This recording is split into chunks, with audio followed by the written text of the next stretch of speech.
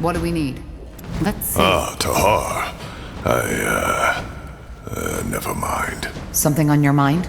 Well, maybe. Remember when you asked me about Rain?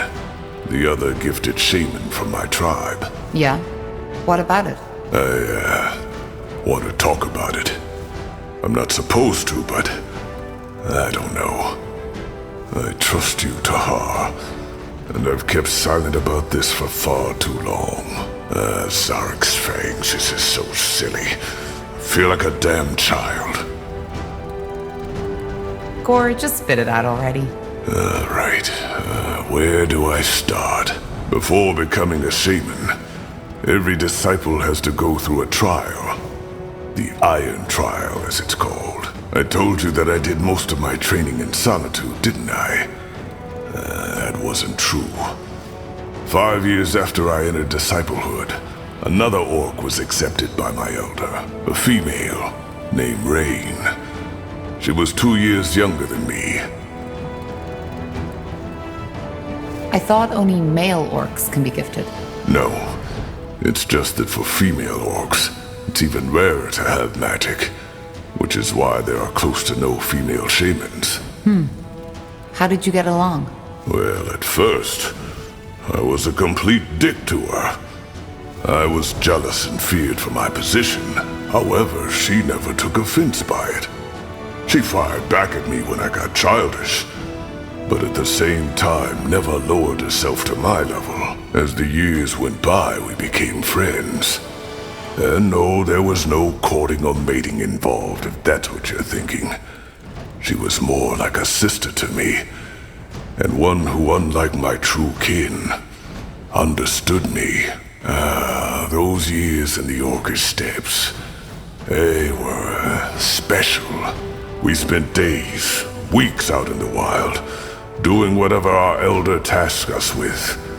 And though it was hard, there was beauty in that. We just had this connection between us, this trust.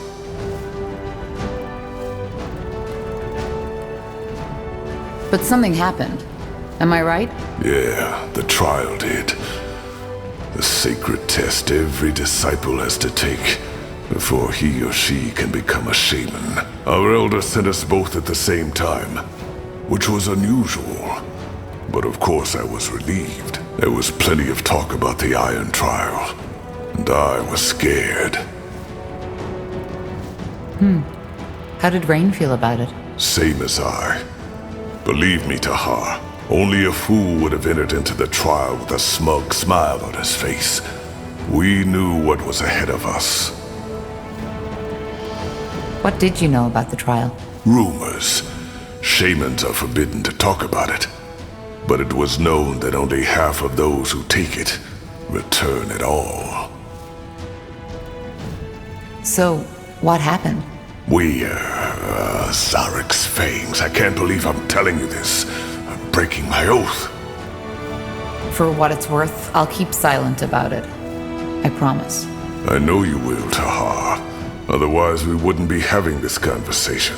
We weren't told much about the trial. Only that we'd have to venture to a cave, far up in Barga Gore. They also didn't tell us how to get there. Only that Zarek would guide us. And he did. After a week of traveling, we found it. It was a strange place, Tahar. I saw that right from the beginning.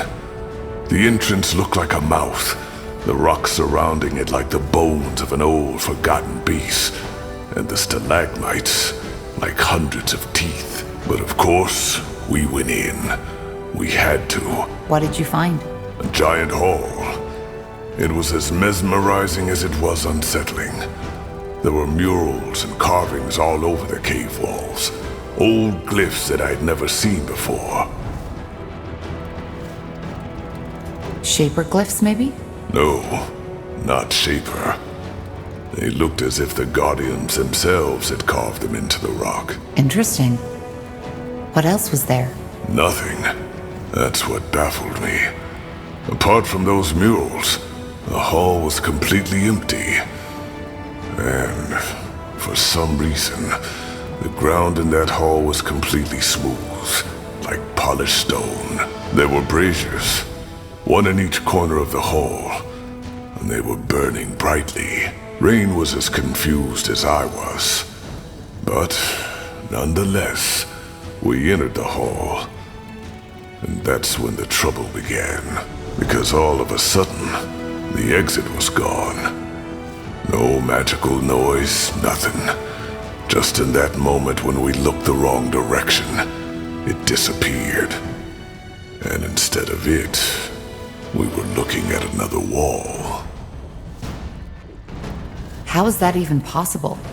Maybe it was an illusion. That was our first thought too, but it wasn't. That new wall was as solid as every other rock in that hall. Strange.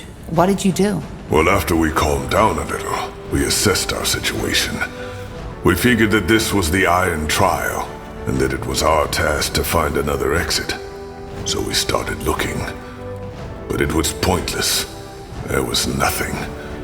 We couldn't even hear the wind anymore. For the next 14 days, we were trapped. We couldn't make that wall disappear, and no matter how long we studied the glyphs, how long we prayed, nothing happened. On the 5th day, our provisions had come to an end, save for half a skin of water and a handful of jerky. On the 8th day, it was all gone. Blazes. How did you survive? I'm getting there. As you can imagine, the thirst was the worst. It drove us mad, and we searched every corner of that goddamn hall for just a drop of water. Not that we hadn't looked before, but as you know, hope dies last. Have you ever had thirst, Tahar? Real thirst? No. And hope it stays that way. I'd rather bleed out on a pole than experience that again. On the 11th day, Rain and I were puking our guts out. Our skin had literally started to crack, and I felt as if I was burning from within. On the 12th day, we were only an inch from death. That's when the dream came. A dream? Yes, a shared dream, almost like a vision. We were still in that hall, Rain and I, but we were out of our bodies, floating like spirits. At first I thought we had died, then I saw what was different. The floor was full of blood, and that blood was burning. The murals and glyphs had started moving, twisting, like shadows dancing on a wall. That's when I first understood what they were depicting. For some reason in the real world, I'd never been able to. What did they depict? It showed what was expected from us, what we had to do to get out. Sorry this isn't easy. I've dreamed about those weeks ever since. But telling someone, it feels bizarre. Zarek demanded a fight. Either one of us died by the hands of the other, or we would die there together. The Iron Trial. We were never both meant to pass. So you fought each other? No. Trial or not, I would have rather died than done that. And that's precisely what I told Rain. A god that demands a man to kill his own sister is not a god that deserves worship by anyone. But Rain wouldn't have it. She claimed that if both of us died, both of our lives would be wasted for nothing. I got angry and asked her if she meant that she wanted to fight me. She said no. I don't understand. She wanted me to kill her. She told me that she was already too weak to make it down the mountain anyway, but that I could still make it. Believe me, Tahar, if there had been any strength left in me, I would have punched her just for suggesting it. And yet you're here. I am. I should have known before she even did it. She always had to have it her way, no matter the price. It happened when I was asleep. She took my dagger from its sheath, put it into my hand, and drove it through her throat without hesitation. When I opened my eyes, her blood was already all over my face. And as if Zarek had been watching all along, the wall disappeared. No noise. Just like that. The wind was back, and it was raining outside. The first time in months. I'd like to think that she saw it before she died. Did you make the descent? I did. There were berries in a mountain goat that had been hit by a rock slide, right next to the exit. It was so absurd I almost had to laugh. When I got back to the Elder's shack, I screamed at him, then broke down and started to cry. He just listened. In the end, he told me that we had both known what had been at stake. Yet we agreed. Choice and consequence. He made me a shaman the next day. Do you blame yourself sometimes? Of course I do. But ultimately, it was her choice. And all I can do to honor her now is to respect it. I see. There's one more thing. Remember when you asked me why I feel the way I do about our culture? Why I think we orcs should strive for more? It's Rain who made me realize that. Most orcs would have fought each other in that cave, to the death. But she didn't. Instead of submitting to her primal instincts, she made a sacrifice. One that I could have made too, if I hadn't been such a coward. Blazes, it feels strange to have told you all this. But, I don't regret it. Well, thanks for trusting me with this, Gore. Let me have some time for myself right now, all right? I need to think. Now So you made it after all. Not bad. you didn't think I would? No. That sleep you were in. I didn't feel that there was any life left in you. But then again, you always were damn hard to kill to begin with. That new energy inside you, though, that's a different story. So you can feel it? That's like standing in front of a bonfire and being asked if you can feel the heat. Yes, Tahar, I can. Anyway, in case you're here to ask, we're staying. So you'll help me fight the Purity? You make it sound as though this thing is somehow your responsibility. It isn't. That fanatic, with his idiotic stories of the All-Father's return, is out for all of us. Especially the orcs, or the other members of the dark races. So yeah, the Fire Wielders will stay. That's good news. Thanks, Gore. Don't mention it. Anything else? Huh? I'll be off.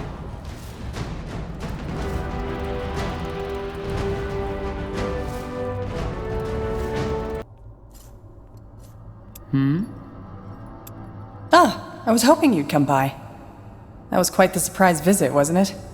The Harbinger couldn't have picked a better time for his attack. I guess you could say that. How's your injury? That blast from the barrier looked quite painful. The blast? Oh yeah, sure. I'm as good as new. One of the perks of being a light mage. Tahar, I'm sorry. For everything. What do you mean? Well, what you discovered in that dungeon.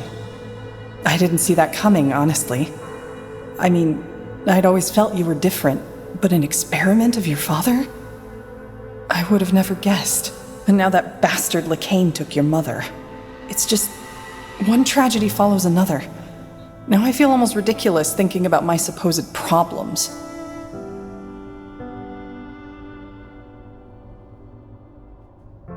A bit of normality would be nice for a change. I can imagine. Tell me, Tahar, if you had had the choice, would you have wanted to know?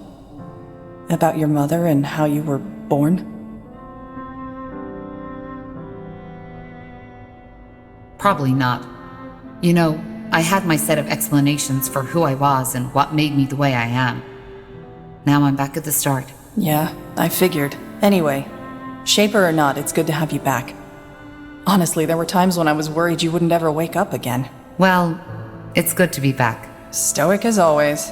Anyway, in case you were wondering, I'm not planning to leave now. If you need my help, I'll be here. You don't need to stay. You know that, right? Our work with the Purity is over, and nothing's stopping you from going back on the road. Safer than mage-murdering Lightbringers, right? Look, unless you want me to leave, I'll stay, and I'll fight. And no, I'm not trying to sound heroic. Apart from the fact that there's worse company than you, the dwarf, and the others we picked up along the way, I can't just stand by and watch while those bloody fanatics do their best to plunge this world into yet another war. Thanks, Iria. I really appreciate it. Great. And now that we've got that out of the way, you should get some more sleep. You still look like a walking corpse. Don't make a habit out of it. I'll talk to you later. Corporal? Need anything? You never told me why you fled Finn and Mir. Fair enough. You've given me little reason to distrust you, so... Oh well. Let's just get this over with. I already told you about my father, how to him I had always been more of an asset. Well, after my father died, I decided to become a novice. A novice? Someone aspiring to be a priest of Ellen. I don't know why I did it. It was something my father had always considered a backup plan if an arranged marriage wouldn't work out. Part of it was probably because obeying my father was all I knew at that time. What does life as a priest of Ellen look like? Boring. Though not as boring as a Northander monk's life. You are free to have family and to indulge in the earthly pleasures. Still, your life is devoted to worship. And for a priest of Ellen, that means healing the sick and preserving Ellen's greatest gift, nature. Was it difficult to receive the novitiate? Not for me. First of all, I was a good candidate. I was still very young, not even in my 30s. And I already knew a great deal about magic and healing. Secondly, I was, after all, a pureblood. That helped as well. But something happened. Yes. In my first year, I fell in love. That crazy, hot-blooded, head-over-the-heels kind of love that the bards all sing about. The boy felt the same way, and for the next year it was, well, it was perfect. It was the two of us against the world. Maybe you know that feeling. What was his name? Doesn't matter. And the priests didn't mind? Priestesses. Only women are allowed to teach. And no, they didn't. Elves consider love to be a blessing of Ellen. Forbidding it would be near absurd. I have no clue where your monks got that idea from. Though, of course, that boy and I tried to, restrain ourselves when the situation demanded it. And I guess your romance didn't end well. You guess right. But it was more than that. You know, I told you how I always felt estranged around other people. I knew how to put on a smile, how to make myself fit in, but it was always fake. Shallow. With him, it was different. Dramatic as it may sound, I thought I had finally found someone who understood me. Then there was the novitiate. Despite all the time I sunk into doing the crazy things lovers often do, I never failed as a student. Or, no, let's put it another way. I was the best, in every aspect. Which didn't sit well with some people. No. And eventually, they made sure I felt it. They excluded me from everything, stared at me when I walked by. It hurt, yes, but I convinced myself it didn't. I've always been good at that. Did it take a toll on your relationship with that boy? More than that. My lover's friends started manipulating him. Telling him that I only saw him as my pet, that he was a failure, and that I only kept him around to feel good about myself. That's toxic. It was. And their seeds met fertile ground. You see, we novices all knew that only 4 out of 20 will be granted priesthood at the end of our training, and being a failed novice leaves you with a mark you'll keep for the rest of your life. It all looked peaceful on the surface, but beneath that it was an arena. And these other novices, they made sure my friend became aware of that fact. To him, I started being a rival as well. And do you want to know the biggest joke of it all? I didn't see it. The idea that, I don't know, that he would listen to them. That he would ever reach a point where he'd put what we had below his hurt pride and his fears. It never crossed my mind. So, what happened? Well, he knew I was curious by nature, so one night when we were in bed together, he suddenly asked me if I wanted to go on an adventure. Of course I said yes. So we snuck out into the cloister's courtyard. It was beautiful. The night was cloudless, and the old oak, our cloister's shrine, had just begun to bloom. We made our way to the library building, but of course the door was locked. Out of nowhere, he pulled a key, grinning at me, and opened it. It was insane. As you can imagine, priests aren't known for being lenient towards these kinds of trespassings. We were risking our novitiate, and I didn't even know the reason, but I liked it. And we were doing it together, weren't we? It was exciting. He took my hand and we went to the High Priestess's office. We opened the door and went inside, and there he finally told me what we were here for, to open the grimoire. Whatever that is, it sounds like that was a terribly bad idea. It was. It was a stupid idea. And if I hadn't been so blind, so bloody naive, I should have seen it by then. But I didn't. What did he ask you to do? To open it and try to read one of the spells. He teased me. Told me that I wouldn't be able to do it. You know, saying it like that. It sounds so bloody stupid, doesn't it? But again, I was too blind. I laughed. I wanted to impress him, so I gave him a kiss. Opened the page and started saying the words. Long story short, I lost control. The spell was too much for me to handle and it misfired. One moment I was staring at the pages, the next one, the library was aflame and my lover was gone. I'm sorry. Don't be. I was the one too stupid to see it coming. How far did that fire spread? Not far. It was put out before it could do real damage. But, of course, that was the end of novitiate. I was thrown into the cell of shame and sentenced to 12 years of polishing prayer banks and cleaning floors in the shrine. Did you try to tell the priestesses the whole story? No, I just sat there and smiled.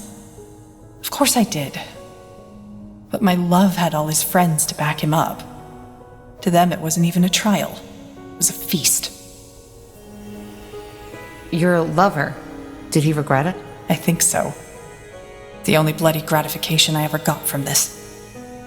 But even if he would have confessed and begged me to take him back, I couldn't have.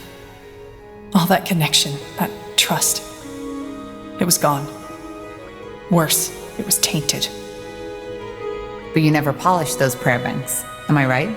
No. In the night after the trial, they still let me sleep in my chamber. Thoughtlessness, I suppose, or maybe they simply didn't care.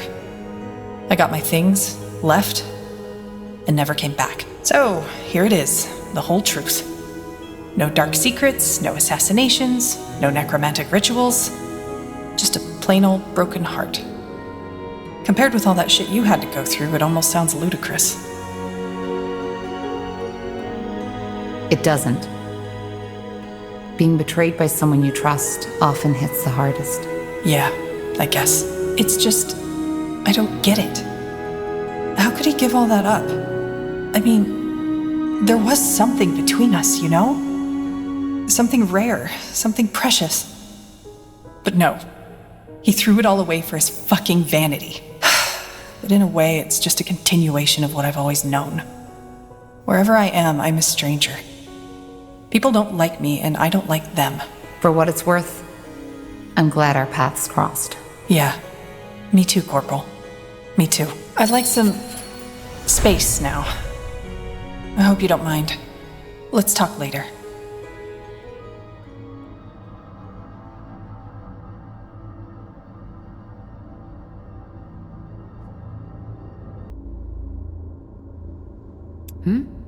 Tahar, thank Nihal if you're awake. For a while, I wasn't sure you'd make it. How do you feel? Out on the battlefield, we didn't really get the chance to talk. Confused. I can imagine. It's a tragedy. The purity on the loose, with the power of the Archfire in the Harbinger's hands. Who could have seen that coming?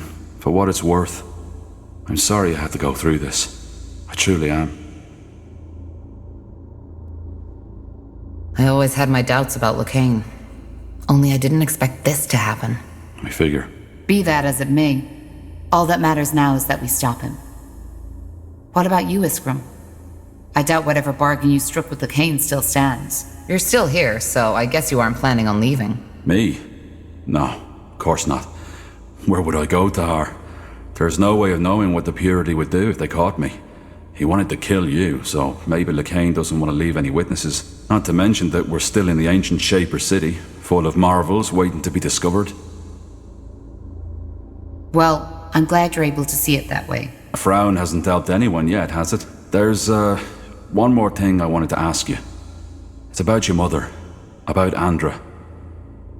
Ask. I'm not sure how to say this, but she was a Shaper. A living Shaper. Don't talk about her as if she's already dead. Lacane only trapped her. Of course.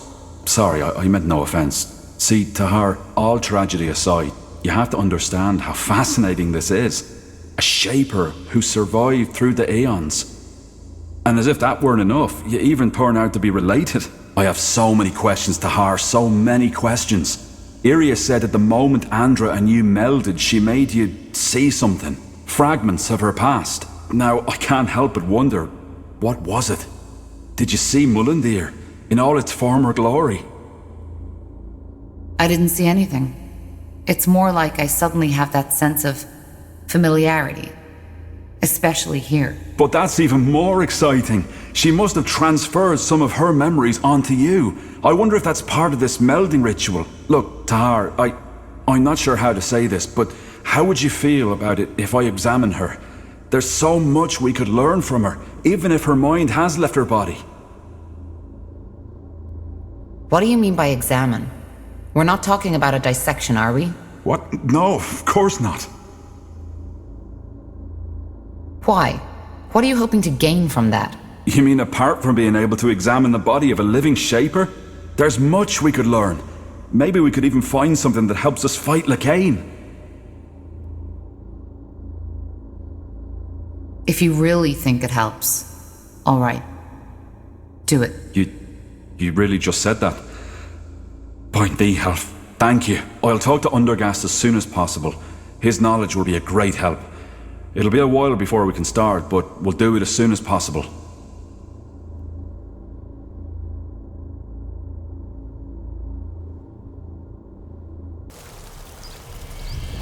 What do we need? So, I guess we have some talking to do, don't we? You knew about my mother, didn't you? That's what you hinted at back in the forge before we set out to the Eye. Well, the answer is yes and no. I had suspicions, let us call it that, but they weren't enough to go on, and I had no idea your mother was connected to the Bloodburn. Why didn't you tell me? That I believe you might be the result of your father's experiments? That you're the offspring of some long-dead, forgotten race? Tell me, Tahar, what for? I mean, at best, you wouldn't have believed me. And at worst, it would have cost you your sanity. So no, I don't think I should have told you. I didn't know if these suspicions had any substance at all, and I would have been at great risk, especially back then when you were still part of the rebellion. Where did these suspicions come from? Did my father tell you? No. And he never found out that I knew. Your father... I don't need to tell you how meticulous he was, do I? That's why he always kept notes of his experiments and studies. I found one, a notebook. The story's actually quite simple. Your father had gone out to meet with Aelot Iskander, and had tasked me with cleaning up his laboratory. Really? He never let me into his laboratory. I know. And he wasn't exactly trustworthy towards me, neither. But you know Asamo. His mood was never what you'd call stable. One day, he'd think the entire rebellion had schemed against him. The next day, he told us that we'd change the world. It was part of his charisma, I guess. Sometimes I think the reason why the Mage Rebellion became so big was less of Asamo's magical powers, rather than his ability to create emotions in his followers. But we digress. So I had found this small booklet on his table. It didn't look important in any way, yet I was immediately curious. I opened it and started reading. What was in there? His experiments in the eye.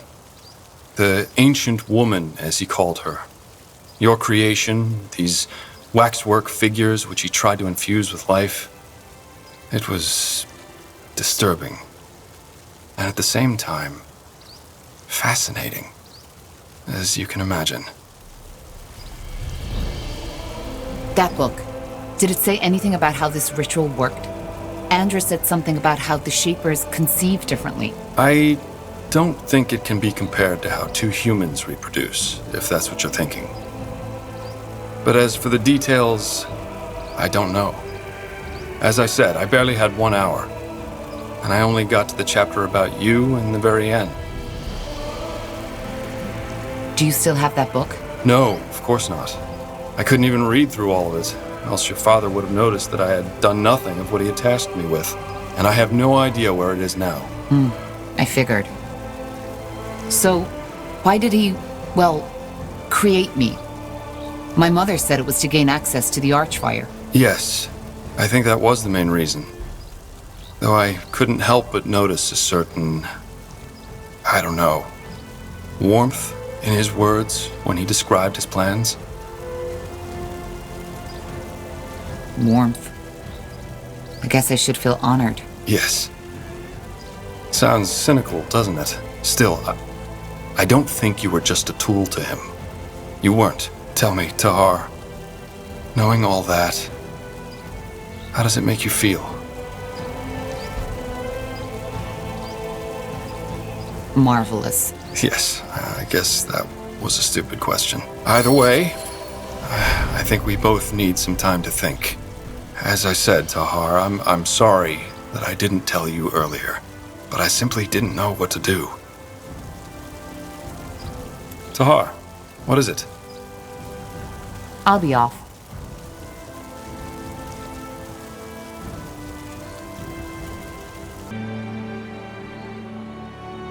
Yes? Tahar, it is good to see that you have recovered. This place and these people lack guidance without you. They did? Yes, the Lord Marshal tried to assume control, but as you might have expected, he did not have everybody's support. I was even fearing an internal power struggle, and I'm glad it did not come to that. I must say, Tahar, your mother, she is remarkable. I have always wondered what the Shapers look like, and now I do. It is fascinating, though I suppose this is a difficult topic for you. Forgive me if my words were inappropriate. It's all right. Good. Is there anything else you wanted to talk about? Yes? What is it? So, Undergast, when you told me about your split with Lena, I got the feeling that you were more than just colleagues. You are asking if we were in love. Am I correct? Well, yeah, I guess. Then let me start by telling you that the term love is undefined and that theories about it conflict one another. I have read a lot of books on it, and I've studied the poems, and I've come to the conclusion that it is ultimately a primitive, carnal urge that people have come to romanticize for the emotions that come with it. I, myself, never felt it, and maybe that was because I saw the underlying mechanisms. I always found it strange how people overreact so strongly to such a simple emotion, and maybe that very fact stopped me from being able to feel these emotions at all. Well, what are the underlying mechanisms? The desire to reproduce with a fitting mate. In fact, the orcs have a very dry, rational view on this process, but for some reason humans, dwarves, and elves do not. Love is more than just that. Well, most people would agree with you, and I'm certain that in your subjective experience it is.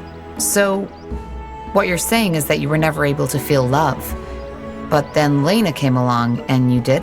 No, it was not that simple. What stood out in our relationship was that we connected. I've never felt that before. You see, Tahar, to me, the bonds people have always felt peculiar, and I am not like Iana. Her mind simply does not have the ability to feel these bonds anymore. She had them once, but then she lost them, as she became a dreamweaver. My brain is capable of feeling these things, but I am unable to connect with the outside world. I only have my own mind as a frame of reference. For example, when a person tells you yes, whereas he or she means no, you might be able to feel this discrepancy because you are able to empathize with her. I can't. To me, this person's distress would make no sense whatsoever. But then there was Lena. For some bizarre reason, she understood me and I understood her. Or at least, I thought that I did. It was as if this barrier, this shell that separates my mind from others, was pervious to her emotions. I know how strange it sounds, and I also have no explanation for why this was, yet it changed me.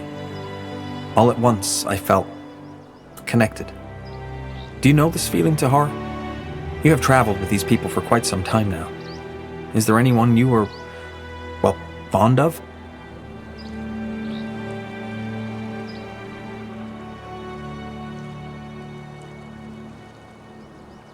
Well, yes, there is. I see. Then you probably know how distracting such a feeling can be. To be honest, when I first became aware of that bond between Lena and me, I was horrified. I could not focus anymore. And when I sat down to write my studies, I realized after hours that none of what I had written made sense at all. Your inability to relate to others, is it innate? Yes. If it were not, I might have considered my sudden connection to Lena as a symbol of overcoming. But it was not. Even though I felt connected to Lena, I was still unable to feel the same way towards others. This is what deeply confused me. What did Lena make of all that? Nothing. Unlike me, she did not try to analyze, to understand its origin. At the same time, she did not discourage me from pondering. I believe this is what made our relationship unique. Complete acceptance. She did not try to tell me how I should behave or feel, and neither did I. Even when she decided to leave the guild and I decided to stay behind, we both accepted each other's decisions. Am I right to assume that your relationship ended with your disagreement over the Creators Guild abandoning its neutrality? No, you misunderstand. We never had a relationship. Although the feelings were mutual and we, acted on them, we never felt the need to bind ourselves to some close-minded societal construct. But yes, you are correct. It was the disagreement that broke our bond. Quietly, she left and never returned again. Do you feel, I don't know, betrayed? Betrayed? No.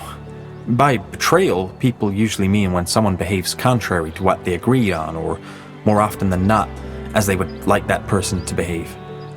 I always found the word to be very misleading. Desires, wishes, and urges are natural things, and I always found the usage of such heavily judgmental words to be very childish. Lena did what she thought was right, and so did I. I have not and will never blame her for that. What? So you didn't even argue? I have a hard time imagining that. As I said, acceptance of one another's nature and decisions was a pivotal element in our interactions, though I did notice that my unwillingness to follow her on her mission caused her more emotional distress than she usually would have felt.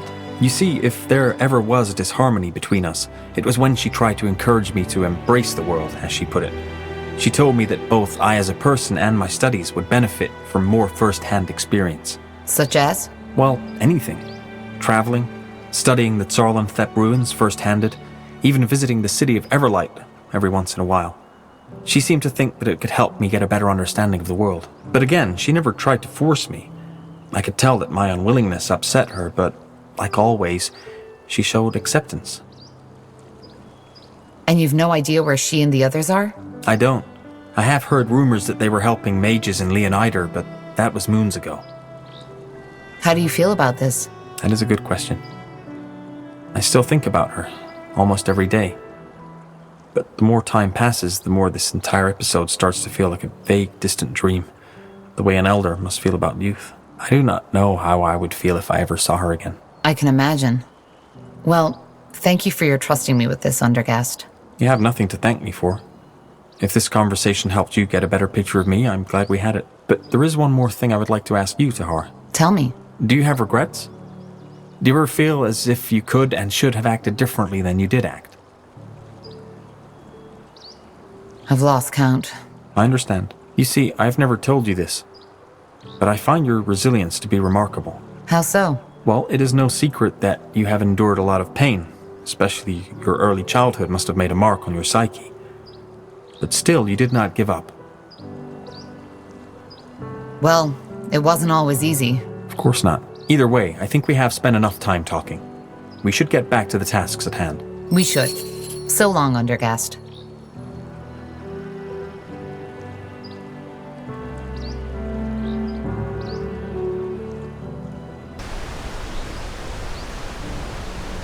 Yes. Interesting. So, back on your feet again, aren't you? Good, because there's plenty of work ahead of us. Do you think you can handle it? Leading the troops, I mean? Yeah, I can. Good. At least all that explains why your aura has always felt so strange. You're not human. At least not entirely. Well, my Shaper blood obviously doesn't show. And I don't really feel any different than other humans do. How do you know? You ever been one? Either way, we'll find a way to get your mother back. What that fucking bastard did will not go unpunished.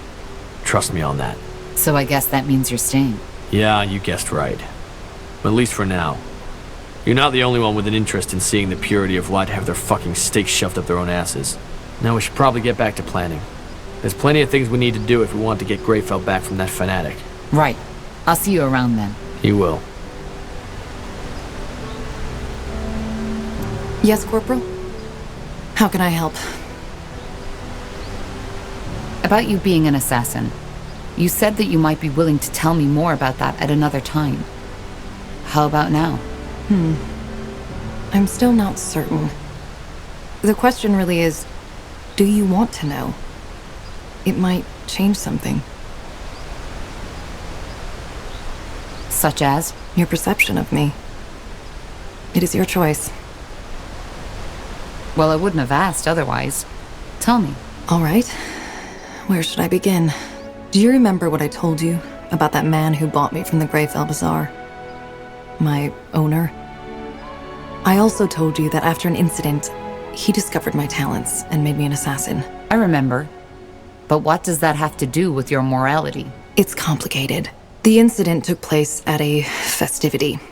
A lot of highly influential people were there, servants of the crown, wealthy merchants, nobles. My master knew all of Greyfell's elites. As always, at these festivities, it was my and the other slaves' responsibility to ensure the guests' well-being. It must have been close to midnight when a man took me into his chambers. I'd learned to play along years ago because resisting only made it worse. This time, however, was different. For some reason, that man wanted me to tell him that I loved him. I did, but he kept on telling me that I should say it like I really mean it. When I couldn't, he got angrier and angrier and started choking me. I had almost lost consciousness when I felt something break. I don't know how else to put it. It was as if my mind simply cracked open, like a crystal ball smashed against a mirror. And all of a sudden, that man and I weren't separate entities anymore. I don't follow. My magic, my dreamweavery, that's when it broke free. You probably don't know this, but the only way to become a dreamweaver is by shattering your mind. You are opening yourself to the thoughts and emotions of others, but you lose your own. Wait, Dreamweavers don't feel and think? No, we do. But it's differently than normal people. Me. The Iana you're talking with is the result of long work and studying of human behavior. I know how to blend in, to seem like I'm just like you. But the world inside my head is an entirely different one. Again, it is almost impossible to put into words if you're not a dreamweaver yourself. What happened to the man? I killed him. It wasn't a conscious choice, looking back. I even think that shattering my mind was my body's way of ensuring survival. I closed my eyes, reached out for the man's mind, and just crushed it. The man gasped, lost balance, and fell right off the bed. He wasn't dead yet, but unable to move. Like a puppet rid of its strings. At first I was disoriented. But then I felt it, for the first time. The urge. To kill him? Yes. To massacre him. Hear his screams. to see his life taken by my hand. I grabbed a lantern that was standing on a bedside table and knelt over him, and... well, you can picture the rest. To get back to your original question, that urge, it stuck with me. I think that the moment when my mind shattered and I became a dreamweaver was what unlocked it. Ever since then, I've found violence and bloodshed to be ecstatic, erotic even. And when I kill someone, like I killed that man, I feel alive. Actually, it's one of the few times I am capable of feeling anything at all. And this is why you become an assassin? Yes. My master introduced me into the craft. Probably because he knew that my dreamweavery had changed me. I wasn't just a slave child anymore. I was a weapon now. More than that, even. I needed what these new tasks my master sent me on provided me with. It had become a basic need of mine. Of course, I briefly considered changing my profession after my master had his accident. But I didn't. Killing is something I need, as much as a child needs the love of his mother. If I don't feed my urge, I will die. Not physically, but mentally. I just know this. But is there no way to cure you? To return your mind to its original state? No, there isn't.